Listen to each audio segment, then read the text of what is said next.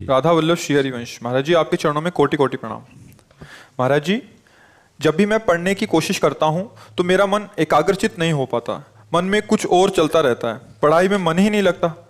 मेहनत करने के बाद भी सफलता नहीं मिल रही। महाराज जी, कृपा मार्गदर्शन करें। उद्देश्य ठीक हो जाएगा तो मन लग जाएगा। उद्देश्य हमारा गलत है। अभी पढ़ाई उद्देश्य नहीं है। अगर ठीक से उद्देश्य बन जाए पढ़ाई का तो कैसी बात करते हो। उद्देश्य में बहुत बड़ी ताकत होती है। हर कष्ट सहते हुए अपने उद्देश्य की पूर्ति में कदम नहीं लड़खड़ाते जिसका उद्देश्य बन जाता है। उद्देश्य बन जाए तो ब्रह्मचारी हो, उद्देश्य ठीक हो, एक बार पढ़ लोगे, 1000 वर्ष अगर जीवित रहे कभी भी पूछ लो बात आ जाएगी उसके दिमाग में।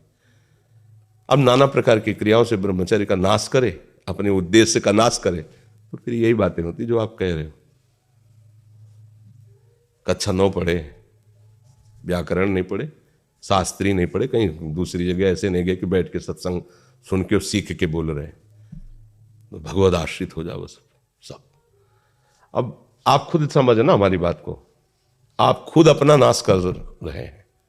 ब्रह्मचर्य का नाश, वीर का नाश, जीवन का नाश है। ब्रह्मचर्य अगर सही है, आपने किसी तरह इधर उधर, तो ये प्रश्न ही नहीं रहेगा। जिधर दृष्टि डालोगे उधर जय होती चली जाएगी।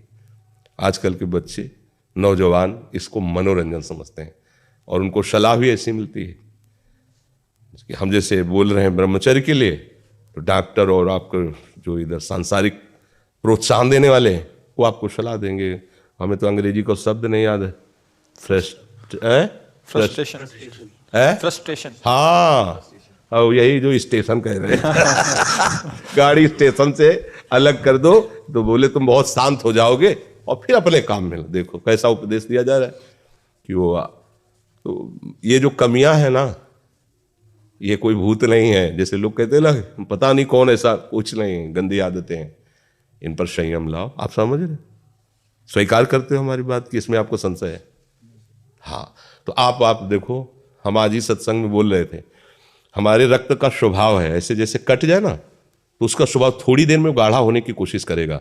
यदि कहीं फ्लो वाली नस कट गई तब तो आपको वहाँ डॉक्टरी की जरूरत है। अगर ऐसे कहीं त्वचा में ऐसे, तो उसका स्वभाव गाढ़ा हो जाना, वो थोड़ी ही देर में वो अपने आप को बांध लेगा, क्योंकि रक्त का एक स्वभाव होता है। अगर वो बाहर किसी तरह भी आया तो ठंडा होकर गाढ़ा हो जाएगा, वो रोक लेगा। इसकी आखिरी परिणति है वीर्य। वो स्वयं से नहीं निकलता, वो इससे भी गाढ़ी वस्तु है, वो घर्षण से निकलता है। अगर आप उसको गर्म न करें चिंतन के द्वारा, क्रिया के द्वारा, तो नहीं निकलेगा।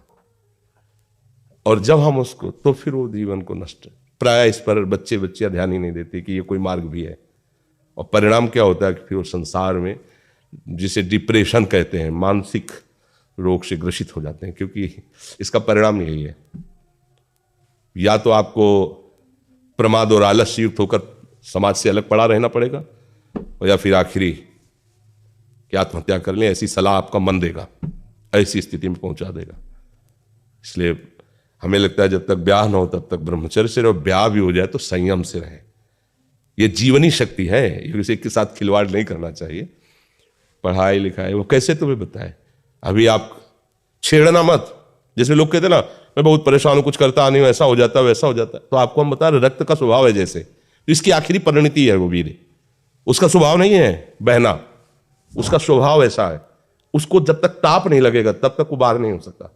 आपने गलत अभ्यास किया, माना 2-4 महीने 5 महीने वो अपने अभ्यासवश पतित होगा, लेकिन आप छोड़िए, उसका चिंतन छोड़िए, उसकी क्रिया छोड़िए, अपने आप वैसे हो जाएगा। जैसे रक्त है, आप 1 महीने में देना शुरू करो, जो देने का नियत कितना, 100-200 ग्राम, 500 ग्राम, जो भी दिए, 300 जो भी आप दीजिए, हर महीने तैयार हो जाएगा। और आप ना दीजिए तो आपके शरीर को अभ्यास हो जाएगा, आप दीजिए तो शरीर को अभ्यास हो जाएगा।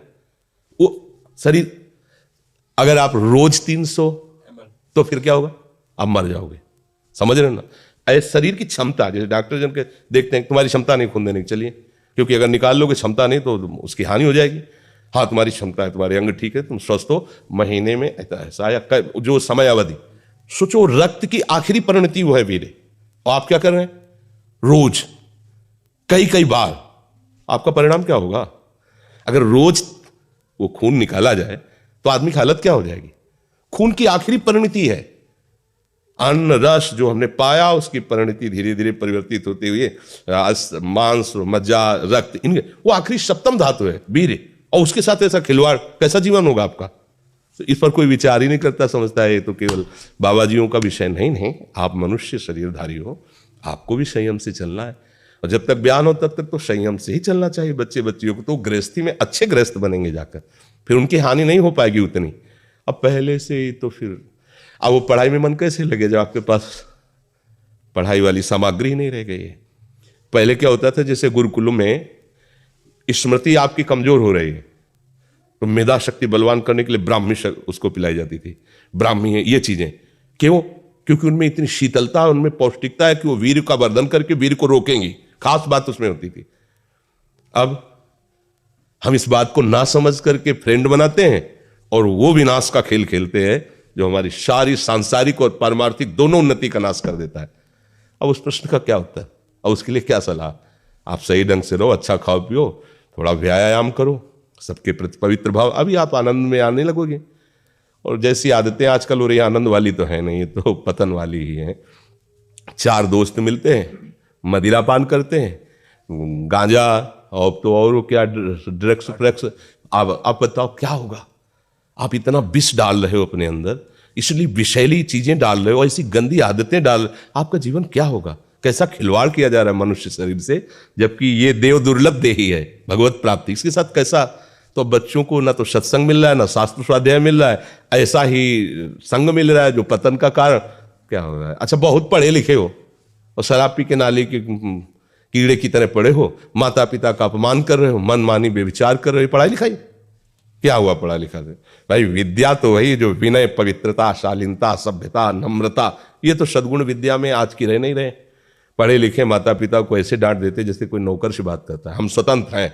अरे विषयों के गुलाम तू कब स्वतंत्र हो गया? स्वतंत्र तो परम हंसजन होते हैं जिन्होंने इंद्रियों को अब जीत लिया और भगवद आनंद में मस्त हो, वो स्वतंत्र हैं। इंद्रियों के गुलाम तुम स्वतंत्र हो? जो विषय जब चाहता है तुम्हें गिरा, तुम स्वतंत्र हो? माता पिता, गुरु, शास्त्र, इनकी परतंत्रता स्वीकार करने वाला ही स्वतंत्र होता है। ये मनमानी आचरण जो आजकल समाज में विस्तृत हो रहे हैं ना, ये पतन, अशांति और पाप का कारण बनते हैं, जो बहुत हानिकारक है। तो बच्चा सावधानी से रहो, जो बचा है उसको संभाल लो। जीवन जब से ज्ञान हो जाए तब से अपने को संभाल ले। भाई पूर्व में गलती हो गई, आगे सुधार लेते हैं।